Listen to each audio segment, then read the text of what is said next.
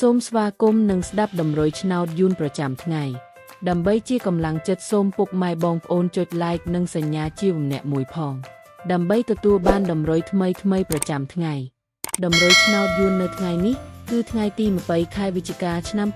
2025ដើម្បីកុំឲ្យខាតពេលយូរសូមស្ដាប់ដំរុយឆ្នោតពី admin មានលេខ11 25 135 21សម្រាប់ប៉ុស្តិ៍ APCD សម្រាប់លេខ OSIDE មាន2គ្រាប់គឺ អូស្តុង80និង60សម្រាប់3លេខគឺ admin មាន2គ្រាប់ផងដែរគឺមានលេខ761គុណ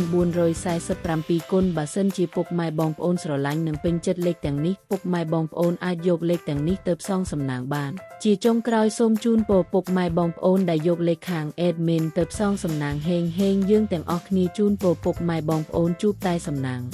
អាននឹងសុខភាពល្អសូមជម្រាបលាជួបគ្នានៅថ្ងៃស្អែកបន្តទៀត